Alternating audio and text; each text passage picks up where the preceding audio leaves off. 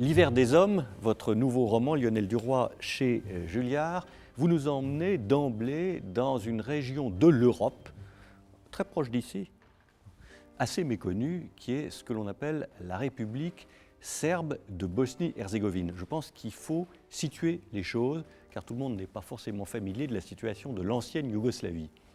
Oui, il ne faut pas confondre avec la Serbie. La Serbie qui aujourd'hui va bientôt, on espère pour eux, entrer dans l'Europe. Capitale Belgrade. Capitale Belgrade, et la République Srpska, c'est-à-dire la République serbe de Bosnie, qui fait partie de la Bosnie, dont la capitale est Banja Luka, et qui donc fait partie de ce petit pays créé par les accords de Dayton, qui est la Bosnie, qui est normalement constituée de 3 nations, les Serbes de Bosnie, les musulmans de Sarajevo et les Croates.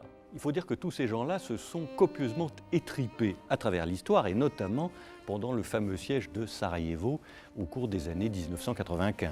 Oui, c'est même le mot étripé est faible par rapport à la cruauté. La cruauté des Serbes durant le siège de Sarajevo à l'égard des musulmans notamment a été absolue. Absolue. Dieu sait si j'ai travaillé avec les Serbes, je peux me sentir proche de leur chagrin aujourd'hui, mais on ne peut pas nier leur cruauté. Or maintenant, ces deux peuples sont censés vivre ensemble, ce qu'ils ne font pas. C'est d'ailleurs l'objet du livre que j'ai écrit. Qui est un roman, hein. Ne pas croire que vous avez écrit un traité de géopolitique sur les Balkans. C'est un roman tout à fait passionnant. On s'y perd un peu parce que les différences entre ces ethnies, entre ces religions aussi, ne nous sont pas familières. Néanmoins, votre narrateur se rend donc sur place et voilà qu'il rencontre un premier personnage extraordinairement impressionnant d'ailleurs, qui s'appelle Jovo, qui est obèse, on peut dire, hein, bon, et qui va l'introduire au fond à cette société tellement mystérieuse pour nous. Jovo, c'est un homme qui était officier, dont j'ai fait un personnage de mon roman, mais qui m'est inspiré par un homme que j'ai connu durant la guerre en 1993, que je retrouve à Belgrade et qui en fait va m'introduire à l'intérieur du réseau des militaires criminels de guerre, qui sont les intimes du général Mladic, et qui sont tous des gens aujourd'hui qui devraient être arrêtés et qui défendent cette position incroyable de dire on a gagné cette guerre et tout le monde nous a lâchés aujourd'hui, on est dans l'isolement aujourd'hui, on ne reconnaît pas notre victoire, et qui vivent donc aujourd'hui dans cette espèce d'entité comme peut-être on retrouverait une république nazie tout à fait par hasard en Amérique du Sud, un demi-siècle après la guerre. C'est-à-dire, ma surprise a été quand même considérable de découvrir dans l'Europe d'aujourd'hui des hommes qui tiennent ce discours. Nous sommes entre Serbes, c'est un peuple ethniquement pur, ethniquement propre, et nous sommes menacés par les musulmans qui vivent en bas de la montagne à Sarajevo, et nous sommes, m'expliquait-il, le dernier rempart pour vous protéger, vous, occidentaux, de la barbarie musulmane. Moyennant quoi, la barbarie, c'est eux qui la pratiquent. Le massacre de Srebrenica, la fameuse histoire du marché, hein, bombardé par les Serbes, toutes sortes de choses qui rendent, il faut bien le dire, le débat très difficile à comprendre. À travers vos personnages, et notamment une femme étonnante, Liliana Bulatovic, oui, écrivain, biographe du général Mladic, hein, francophile éperdu, parlant notre langue sans accent. Non. Cette femme ne comprend pas que la France, d'une certaine manière, ait lâché la Serbie, alliée historique. Mais aucun Serbe ne peut comprendre ça aujourd'hui. C'est ça le paradoxe total de ce peuple qui s'est enfermé dans une espèce de prison idéologique. Ces gens-là, aujourd'hui, sont dans un chagrin extrêmement profond parce qu'ils ont tout le poids de leur histoire passée.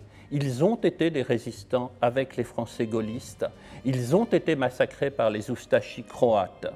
Ils portent le deuil de toute cette histoire. Chaque famille qu'on rencontre en Serbie, à Palais ou à Banja Luka, a perdu l'ensemble de ses oncles et tantes, l'ensemble de ses parents massacrés par les Oustachis croates.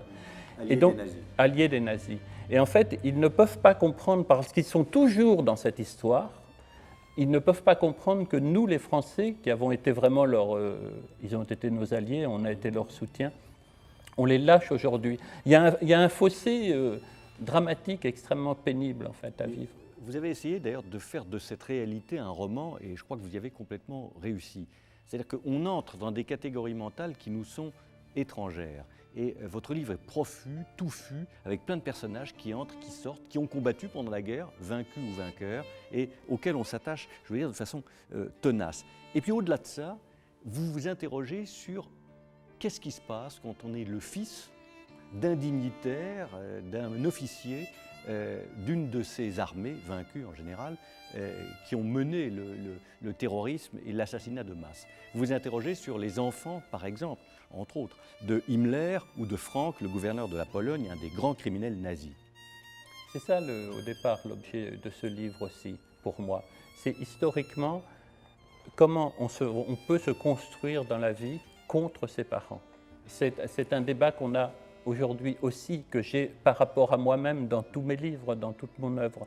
Et lorsque j'ai appris le suicide de la fille du général Mladic en 1994, j'ai immédiatement pensé à ça. Cet enfant, étudiante en médecine, 23 ans, se tire une balle dans la tête avec le plus beau pistolet de collection de son père, le général Mladic, un mois environ après le bombardement du marché de Marcalais. Je ne peux pas ne pas penser que c'est un geste extrêmement fort. Et donc ça me replonge dans tout le travail que je mène maintenant depuis 25 ans sur comment on réussit à construire leur vie, les enfants de bouchers ou de bourreaux nazis. Vous introduisez à maintes reprises l'autobiographie, comme très souvent dans vos livres, Lionel Duroy. Vous évoquez votre épouse, Hélène, vous évoquez vos enfants et ces questions de transmission. Et votre livre, à mon avis, connaît un sommet dans la conversation complètement imaginée entre le général Mladic, ancien yougoslave, devenu dignitaire serbe, l'un des grands bourreaux du siège de Sarajevo, et sa propre fille Anna dont vous venez de parler. Et ce dialogue est imaginé et il est magnifique. Oui, parce qu'il n'y a pas eu de dialogue. Et toute l'âme du livre, c'est de parvenir à imaginer ce que cet enfant qui allait se tirer une balle dans la tête la nuit suivante avait dit à son père, parce que la rencontre a eu lieu. Anna Mladic a en effet eu une dernière conversation, mais extrêmement brève avec son père qui repartait pour le front. Officiellement, ils ont joué aux dames, ils ont fait un jeu de société, et lui, ensuite, prenait son hélicoptère et repartait faire la guerre. Il y a eu un échange très bref. La nuit même, elle s'est tirée une balle dans la tête. Donc, parvenir à mettre en mots ce que cette jeune femme a pu dire à son père, ça résumait en fait l'ensemble de l'âme du livre, ce que je veux faire passer dans ce roman.